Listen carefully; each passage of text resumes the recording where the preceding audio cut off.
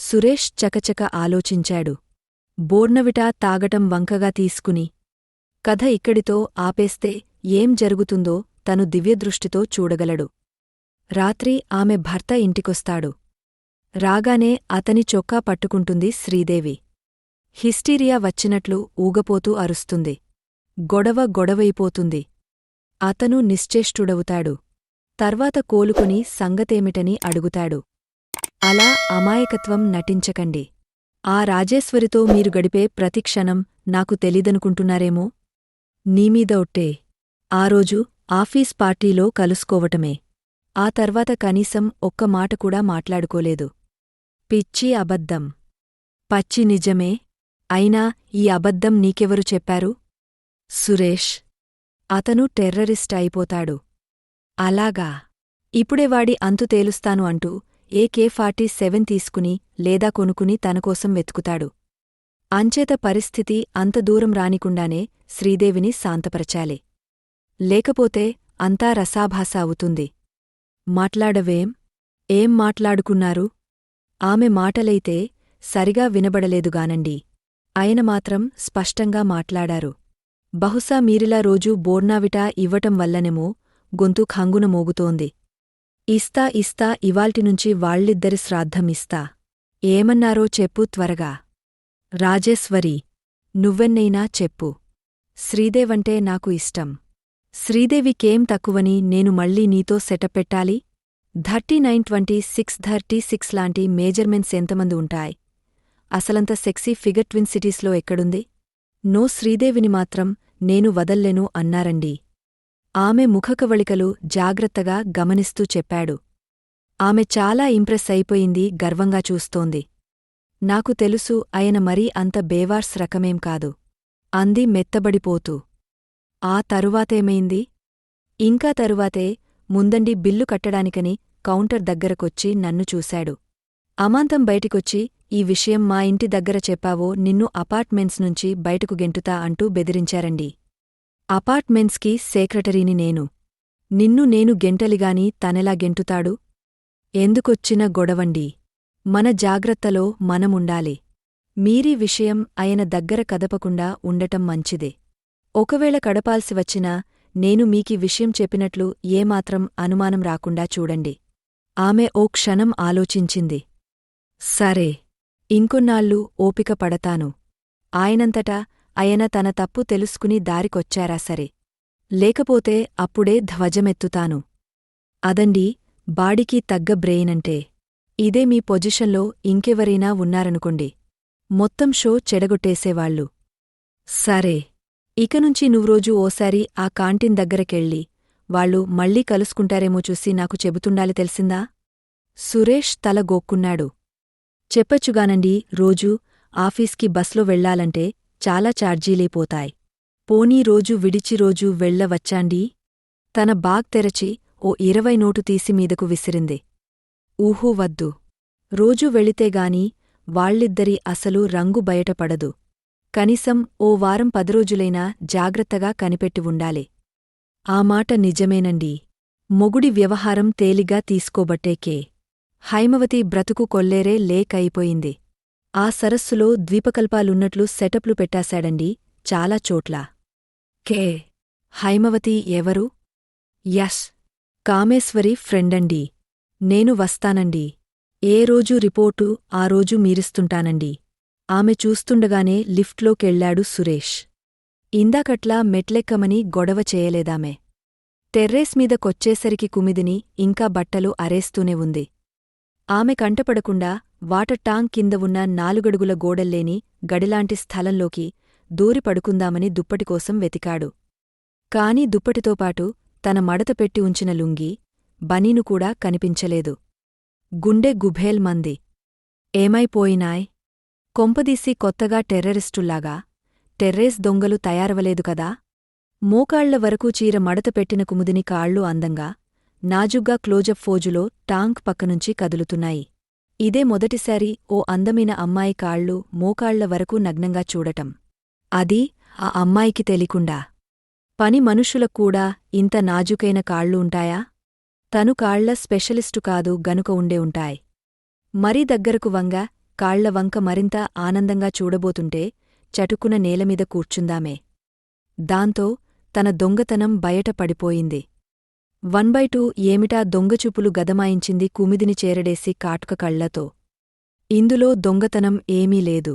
ఆడపిల్ల కాళ్లలలో కూడా ఇంత అందముంటుందని ఇప్పుడే తెలిసింది నాకు. ఈ కాళ్లెక్కడ చేయించా? ఆమె నవ్వేసింది.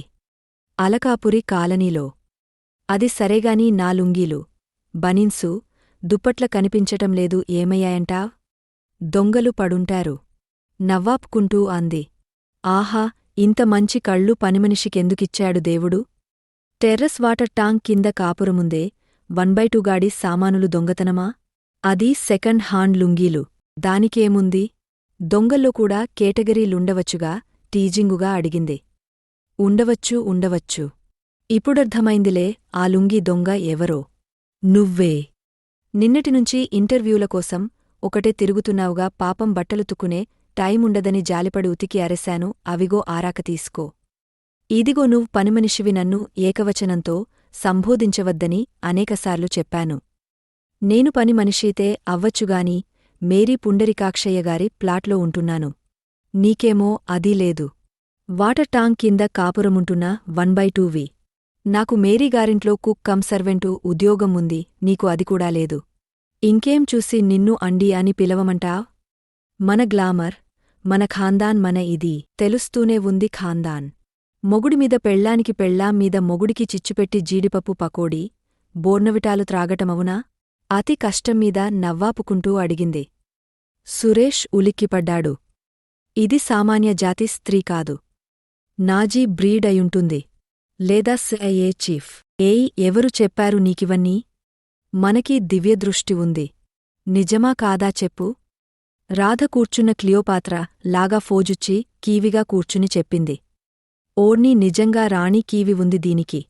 ఆ ఫోజులు, ఆ మాటలు, ఆ లాంగ్వేజ్, ఆ దర్జా నడక వీళ్ల ఫాదర్, మదర్లో ఒకరు ఖచ్చితంగా రాయల్ ఫామిలీ మెంబరైండాలి. నిజమేననుకో, ఏదో పుడ్కోసం కోటి తిప్పలు. అది సరేగాని నీ ప్లాష్ బాగేమిటి? మీ ఫామిలీ, మీ ఓరు, నీ కథ. నీకు వెనుక కథలు, ముందు కథలు చెప్పటం కంటే వేరే పనేం లేదేమిటి నాకు వస్తా అనేసి లేచి మెట్లవేపు నడిచింది. Hello Kumudini 1 minute hello. వినిపించుకోకుండా వెళ్ళిపోయింది. ఏదేమైనాగాని ఎంత సర్వెంట్ మేడైనా అవని తను పస్తున్న రోజున ఆ విషయం ఎలా గ్రహిస్తుందో ఏమో, ఇంత భోజనం తెచ్చి రహస్యంగా తనకు పెడుతుంది. సర్వెంట్ మెయిడ్కి ఇంత రిచ్ హృదయం దేవుడిచ్చినందుకు ధన్యవాదాలు చెప్పుకోవాలి. తలగడ లాక్కుని నేలేమీదే పడుకున్నాడు సురేష్. వాటర్ టాంక్ కింద అవటం వల్ల ఏసీ రూంలాగా ఉంది. పొద్దునుంచి తిరిగ కాళ్ళు లాగేస్తున్నాయి. అసలు తనకు ఇక జీవితంలో ఉద్యోగమనేది దొరుకుతుందా అన్న అనుమానం రోజుకీ ప్రబలిపోతోంది. నిజంగానే తనకంటే ఆ కుమిదినే నయం. ప్రొటెక్షన్ ఉంది.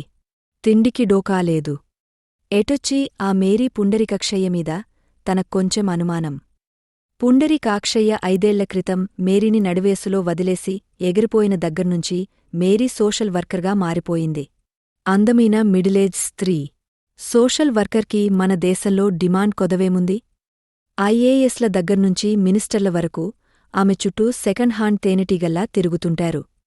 మున్సిపల్ కార్పొరేషన్లో స్వీపరుద్యోగం దగ్గర్నుంచి, రైల్వే కల్చరల్ కోటాలో క్లాస్ 3 ఉద్యోగాలిప్పించటం వరకు, ఇండస్ట్రీ లైసెన్స్ల దగ్గర్నుంచి, రెడ్ లైట్ ఏరియా లైసెన్స్ల వరకు అన్నీ ఆమె ఎరేంజ్ చేసేస్తుంటుంది. కాని ఇటీజే క్వశ్చన్ ఆఫ్ మనీ. తనలాంటి మైనస్ కాష్గాళ్లకు ఆమె హెల్ప్ చేయదు. అందుకే తను కుమిదినికి ఆ మూల్ మస్కా ఇస్తున్నాడు. ఒకోసారి జనరల్ మేనేజర్లు చేయలేని పనులు ఆఫీస్ గేటు పక్కనున్న కిల్లి కొట్టువాడు అవలీలగా చేసేస్తాడు. టీవీ సీరియల్స్ కోసం దేశమంతటినుంచి ప్రొడ్యూసర్లు మినిస్టర్ చుట్టూ, దూరదర్శన్ డైరెక్టర్ జనరల్ చుట్టూ, బ్రోకర్ల చుట్టూ తిరుగుతుంటే బాంబే దూరదర్శన్ గేటు బయటున్న కిల్లి కొట్టువాడికి ఛాన్స్ ఇచ్చారు దూరదర్శన్ వాళ్లు. కుమిదిని గట్టిగా తలుచుకుంటే తనకు తప్పకుండా ఉద్యోగం ఇప్పించగలదు. మరి తలుచుకునేలా చేయడానికి చాలా పద్ధతులున్నాయి. గానీ కుమిదిని చాలా తెలివిగలది. అంత తేలిగ్గా పడే రకం కాదు.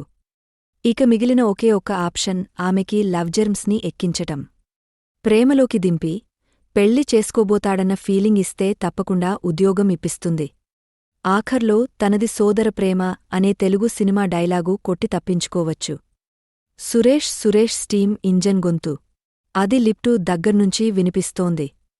స్టీమ్ ఇంజన్ అంటే శ్రీహరి, ఆ అపార్ట్మెంట్స్ రెసిడెన్స్ అసోసియేషన్ ప్రెసిడెంట్.